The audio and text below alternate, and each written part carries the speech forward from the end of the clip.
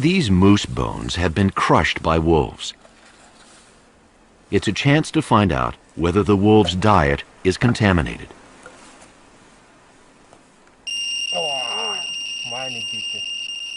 The radiation is 50 times normal.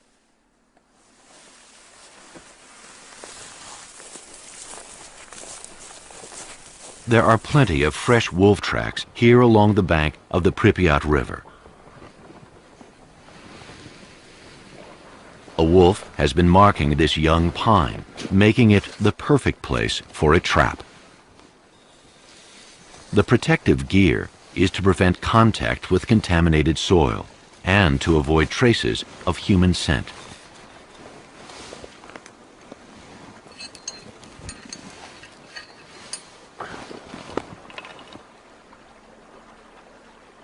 Barbara and Christoph hope to radio collar several wolves to study their movements. They bait the trap with wolf urine.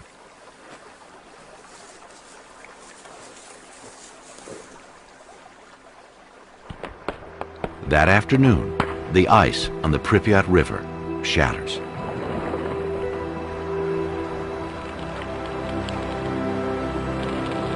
The milling ice eats away at the banks and takes along contaminated sand.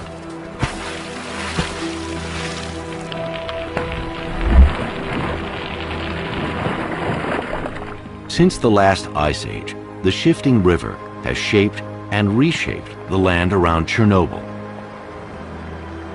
Now, it spreads radioactive contamination across the floodplain. The wolf traps are set far and wide, and to patrol them, Barbara and Christoph team up with local colleagues. They carry dosimeters that constantly monitor radioactivity, but they don't need protective gear as long as they don't dig in the soil. That was not the case in the spring of 1986. Great volumes of contaminated soil were removed and carted away. Entire villages were buried, a task that continues today. Tens of thousands of so-called liquidators were deployed to contain the horror of the nuclear disaster.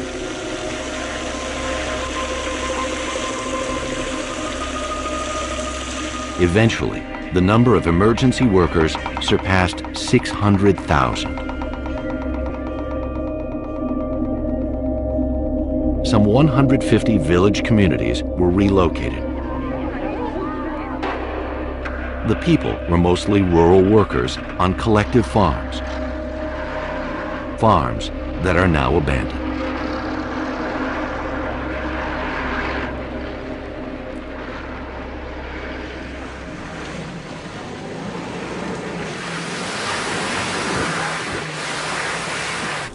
Ten days after they set the traps, Christoph gets a message from the other team.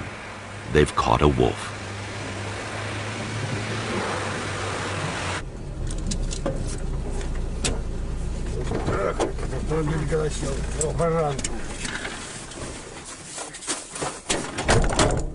The state of the wolf population says a lot about an entire ecosystem.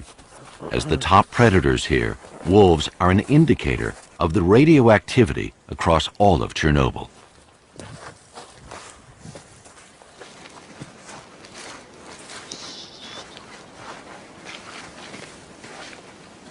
This wolf has been in the trap for a few hours. He is frightened, and he's playing dead. Behavior like this is typical for a young wolf. Barbara and Christoph have heard that more than 300 wolves live in the zone. If true, that would make it the highest wolf density in the world. Do wolves migrate to the zone by the hundreds but die here because of the radiation? That's the most prominent rumor.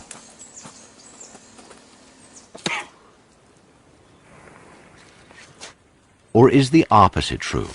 Were all these wolves born here because there were no humans to hunt their parents and their prey?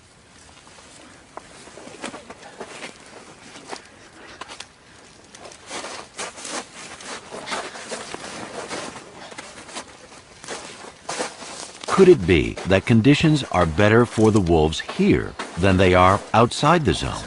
And if their population is expanding, are the radioactive wolves seeking territories beyond Chernobyl?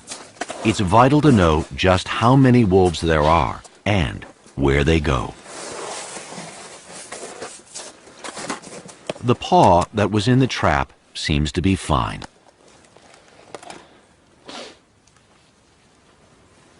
A radio collar will enable the team to keep track of its movements.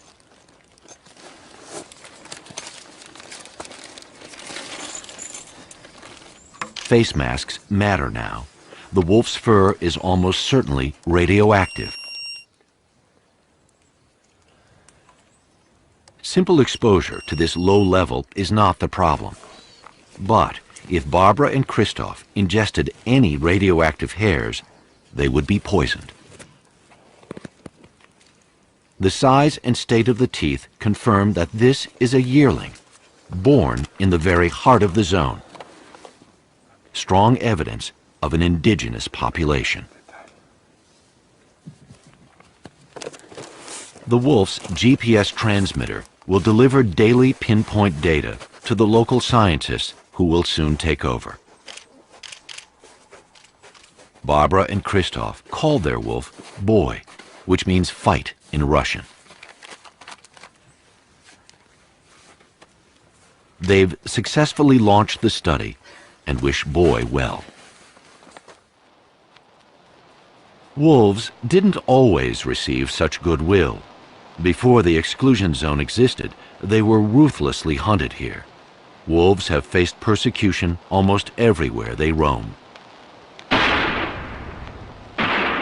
Alpha females were targeted, which affected the genetic health and the age structure of the entire population. But the biggest enemy of the wolves around Chernobyl wasn't the hunt. It was the all-out assault on the wilderness back in the 1920s. The deforestation and drainage of the Pripyat marshes was a gigantic national effort, accompanied by heroic propaganda. Canals were built, thousands of miles of them. Tens of thousands of settlers came to work on the new collective farms. Land improvement, as it was called, was all about increasing food production for the Soviet people. From the 1920s until the nuclear disaster in 1986, this land was anything but a wilderness. It was a vital part of the Soviet Union's breadbasket.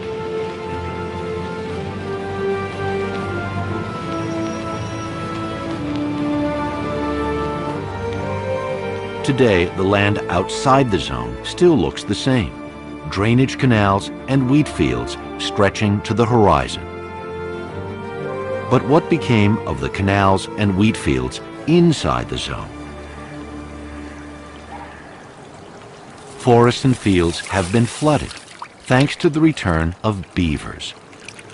Beavers are native to Belarus, but they were an obstacle to farming, and so were persecuted like the wolves.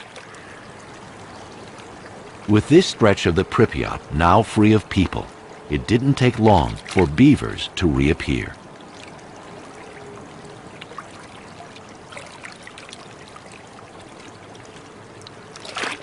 Thousands of them have been at work day and night, year after year, damming up man-made canals, undermining dikes, and restoring the marshes for amphibians, fish, shellfish, insects, otters, moose, and waterfowl.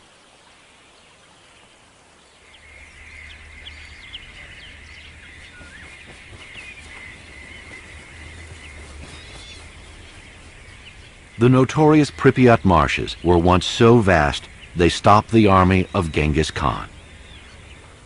Now the swamps are back, thanks to a nuclear reactor and Europe's biggest rodent.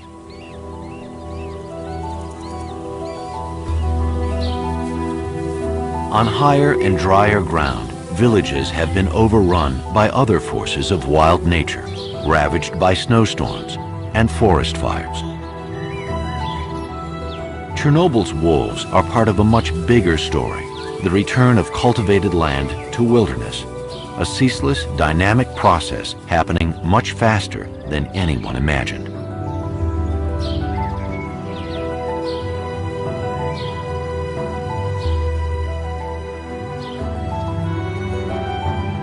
Here, aging fruit trees collapse onto roofs. Remnant orchards are harvested by wild boar, bears, and badgers. Ruins drown in waves of green. Garden flowers, once tended with care, are left to run wild.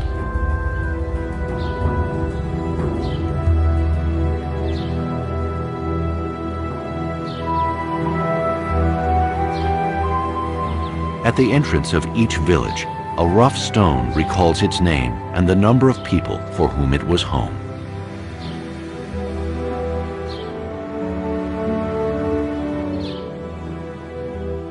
Two months have passed since Barbara and Christoph left the zone. The man who's taking over the study has run a wolf monitoring program in wild woodlands outside the zone for many years. Professor Vadim Sidorovich of the National Academy of Sciences of Belarus. It's May, and he's searching for this spring's wolf litters. This is a typical place in Naliboki woodland where local wolf give birth. Why? First, this place is hardly accessible for people because even hard to move here. Second, it's well sheltered habitat. It's easy for pups to escape, to hide under these uprooted trees. And third, there is enough water because a stream nearby, so even in summer drought there is water for pups to drink. Anyone with less field experience and local knowledge than Vadim would never find a wolf den in this jungle.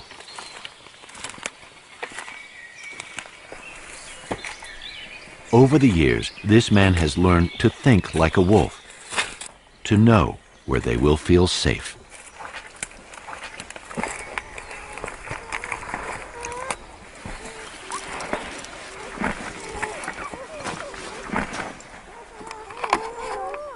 These pups are just a few hours old.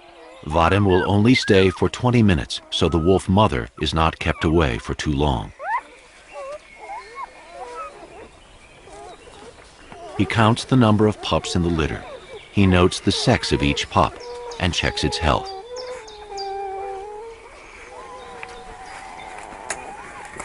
Then he picks up hair samples from the den for DNA analysis of this population outside the zone.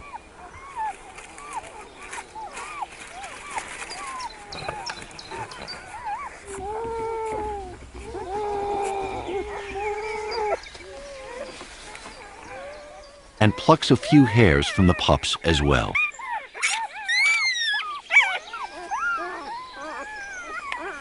Vadim will compare the data from this uncontaminated study area to those he will gather inside the zone. The professor and his team will explore the Belarusian part of the zone.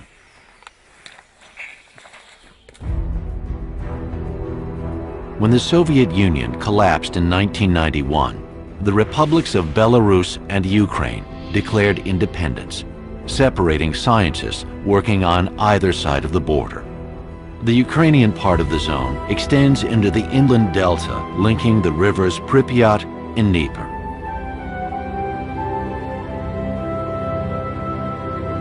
This is the site of the Chernobyl nuclear plant. In the very shadow of the reactor, Ukrainian wolf expert Marina Shkvirya has begun her own investigation of the wolves.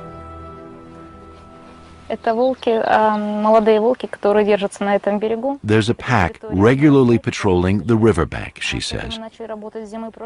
Just opposite, the city of Pripyat lies hidden. In a first survey, Marina explains, just looking at tracks in suitably dry weather, she's been able to create a map of the wolf territories in the Ukrainian part of the zone. She has discovered that there is no area of the zone where they are not found. Marina says this has always been a perfect habitat for the wolves. The years of cultivation in the Soviet era were simply a temporary inconvenience. She'll use the scat for dietary and genetic analysis in the lab.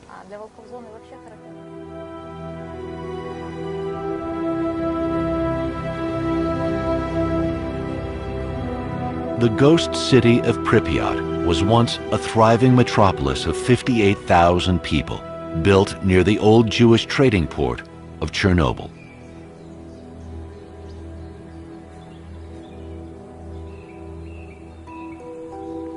It must have been a pleasant place to live by any standard, a model Soviet city.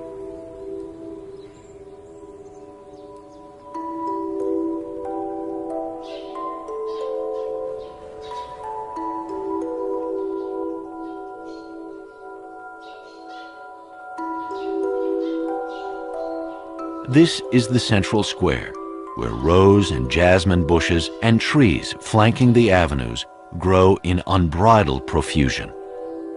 It's a city that is green in an unnerving, unintentional way. Pripyat was a young city, full of life, a cultural center.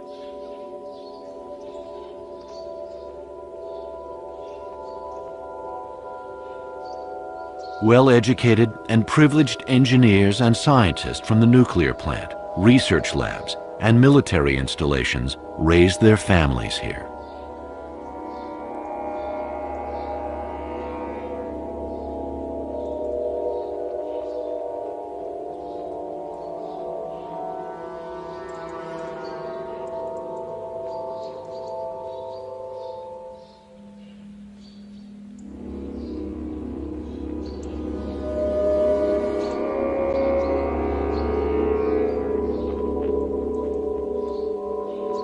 Now, the woods are crowding into the streets and halls of Pripyat, attracting more and more wildlife in their wake.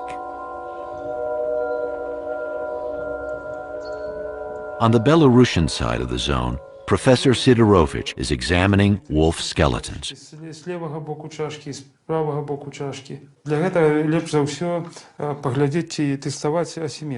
With his researcher, Grigory Ivanovich, the professor compares skeletons from inside and outside the zone to detect possible defects from radiation.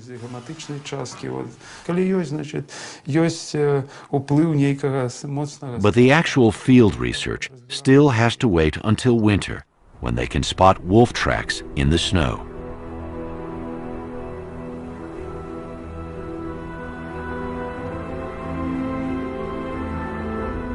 Today, after a snowstorm, 2 members of the study group are preparing to do just that. Another wolf has been collared in addition to Boy, a female yearling named Lara. On the electronic map, the researchers find the wolves' most recent GPS position, the deserted village of Krasnozelye. The GPS record shows that the youngsters have spent the best part of this year together, always roaming around that village. That means they're siblings. But are they part of a pack? Fresh tracks may give the answer.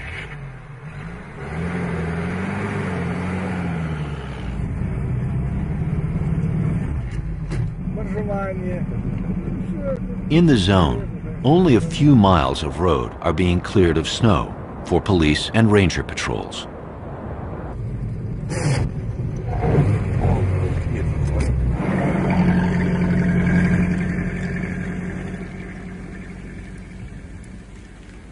The bright side is that many animals now use these roads, so tracks and wolves are easy to see. An injured moose. The wolves will soon spot her.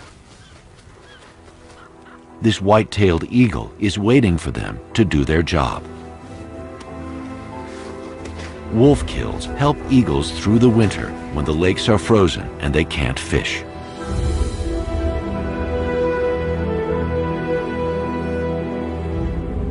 the abandoned village of Krasna Zelya with its fire tower. If Boy and Lara are part of a pack, this could be their headquarters. Tracks in the snow confirm this is the base of a big pack.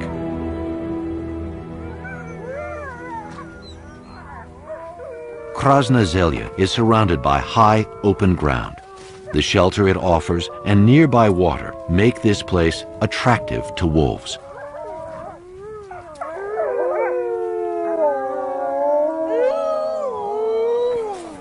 The researchers count 10 individuals, but there's no sign of Boy and Lara.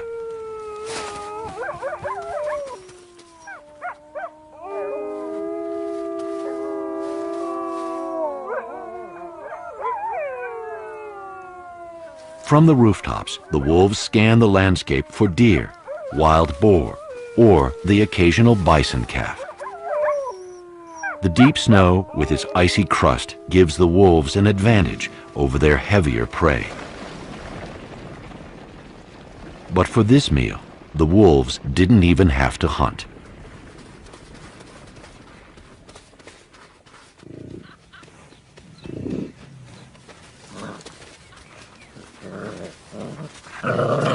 The calf has succumbed to the Russian winter.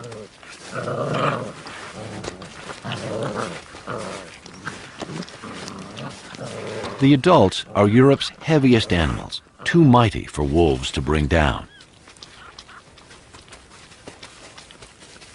Bison have survived in Belarus and Poland since the Ice Age. Once it became obvious that other wildlife was thriving here, they were reintroduced to the zone in 1998.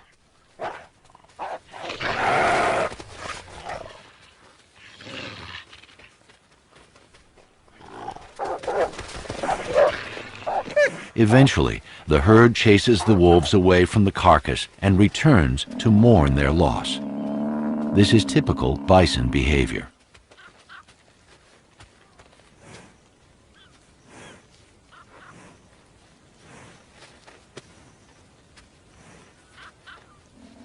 The three herds in the Belarusian part of the zone are gradually growing. To Belarusians, the bison is the ancient icon of the wild woods.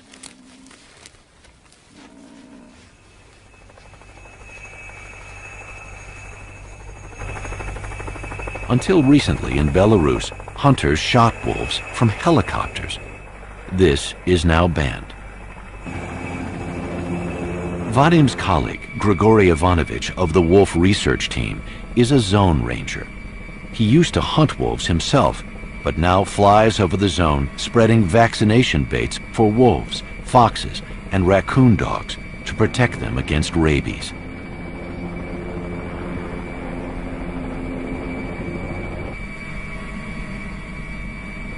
In winter, animals can easily cross the river. Boy and Lara have gone exploring several times.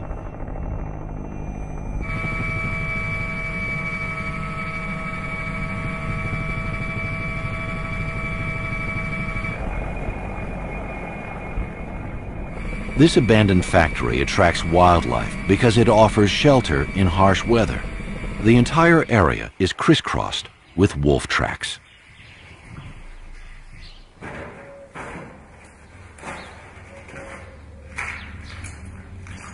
These buildings have been radiation-free sanctuaries inside the zone. The fallout from the accident came down with the rain and ran off the roofs into the surrounding soil. But now, the roofs and rusting machinery are weakened by every heavy snowfall, making them far more hazardous than the radioactivity around them.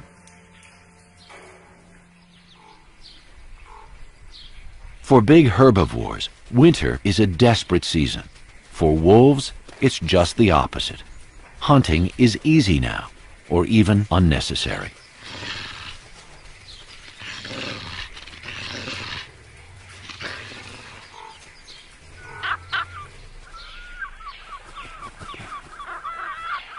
A number of species profit from meals brought down by wolves.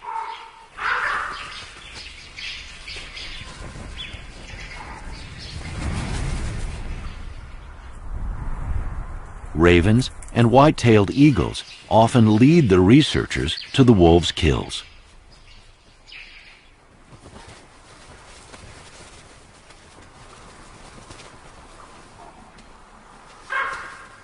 Right now, in the depths of winter, the eagles may act like scavengers, but they're really top predators, just like the wolves. Seeing them here in such numbers is another indication that this ecosystem is in robust health.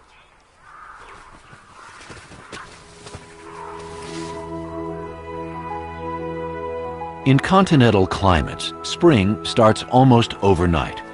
Convenient winter highways suddenly turn into impassable barriers.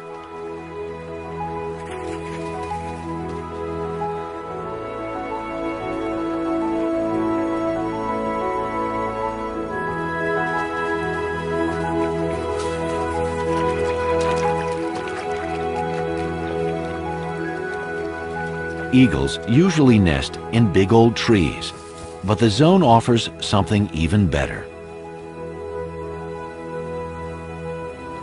The zone's fire towers are manned only in the tinder-dry summer months. Eagles need them in the spring, so a timeshare is easy to arrange. Now, the months of picking at frozen carrion are past. Rivers, oxbows, and lakes are freed again. It's fishing time.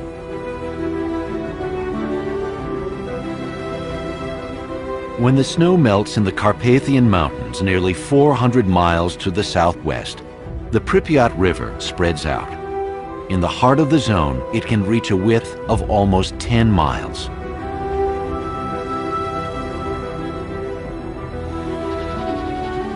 The water level rises by 25 feet. With dikes and canals all but destroyed, the Pripyat floods the abandoned fields and villages, accelerating the land's return to wilderness.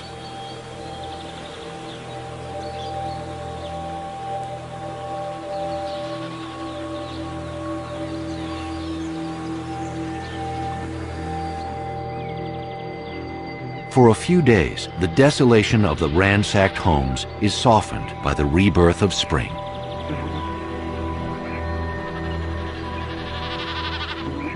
Blossoming orchards are a legacy of Chernobyl's happier days.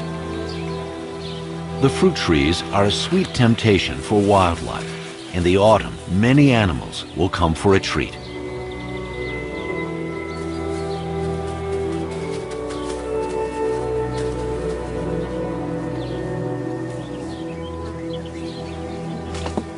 But now, Vadim's researchers have come here looking for wolf pups born in the zone.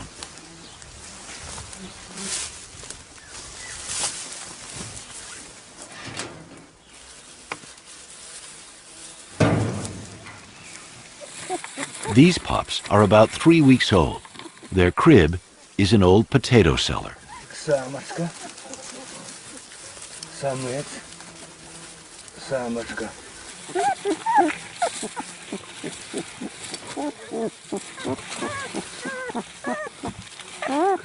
Grigori has found 3 litters, final proof that there is an indigenous population thriving in the very heart of the zone. Scientists, rangers, and guards are only given a limited time in the zone to keep total radiation exposure down to a safe level.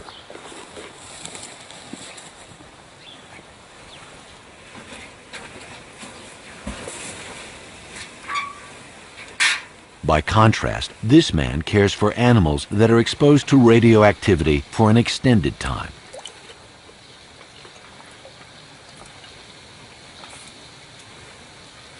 White rats are often stand-ins for humans in potentially dangerous experiments. After their exposure period, the rats are taken to a lab for a series of tests. So far, it is not proving easy to establish clear links between low-level long-term radiation and health risks, even in the rats, let alone in humans. But scientists will continue to monitor these rats for any ill effects. Environmental studies do not focus on individuals. They take a broader view of an entire wildlife population.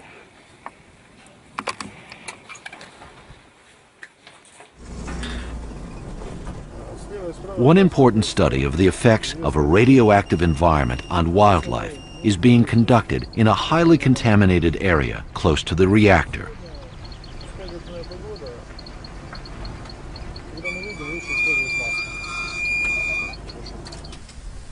Out here, face masks have to be worn. The day is windy and dusty, and the reactor is less than a mile away.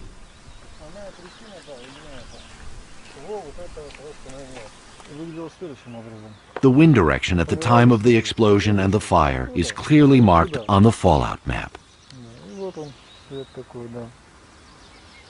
This is the site of the infamous red forest that in the months after the disaster turned rusty red. Today, though it is far from clean, the forest is green again. A 6-year study of dormice living in this contaminated area is also showing evidence of nature's resilience. 4 to 6% of every new generation living here shows slight abnormalities, twice the rate of clean areas. For humans, this raised level of risk is unacceptable.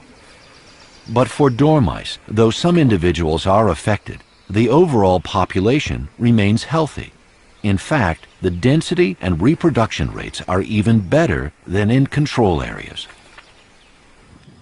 Is that also true for radioactive wolves? The scientists believe it must be. Back in Krasna Zelya, Vadim and Grigory are worried. For weeks, Boy's and Lara's GPS transmitters have been silent. Fortunately, the wolves also have radio tags. Maybe they can be spotted from the fire tower with the aid of a tracking antenna.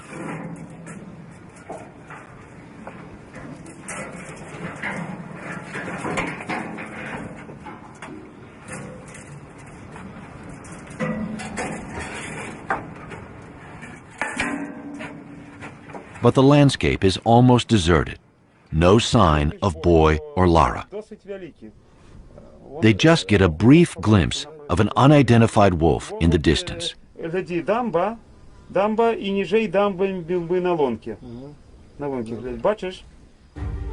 Looking in the opposite direction, just over the border in Ukraine, the ghost city of Pripyat is suffocating in extreme summer heat.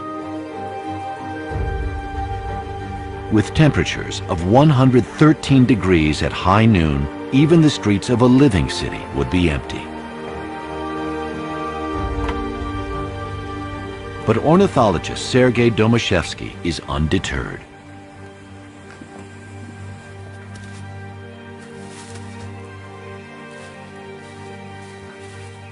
This raptor specialist is monitoring several broods of peregrine falcons around the city.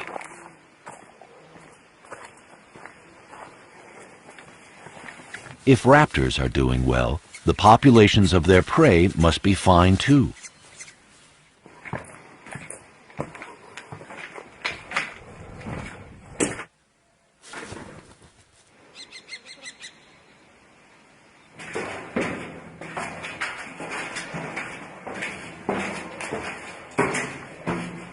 The nesting season is the ideal time for monitoring the strength of a raptor population.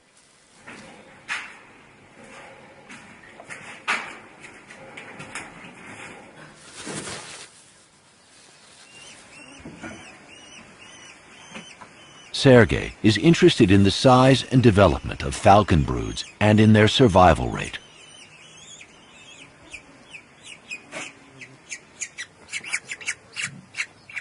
His observation is that in the zone, falcons and eagles have established healthy populations. From many of Pripyat's tower blocks, there's a view of the reactor that abruptly froze the city's history. Chernobyl's man-made cooling pond is highly contaminated.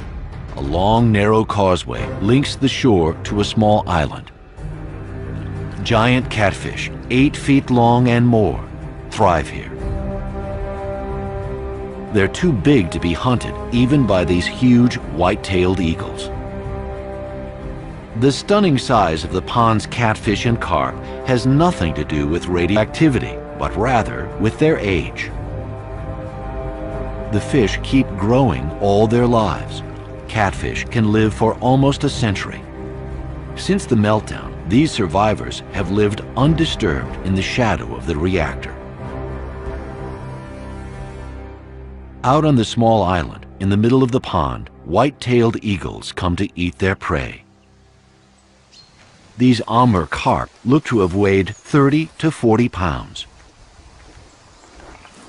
The eagles must have dragged them ashore.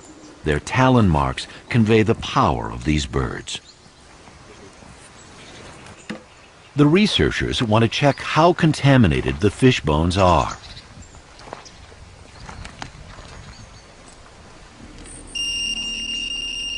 These fish bones should not be touched with bare hands. What this contamination does to the eels is still not known.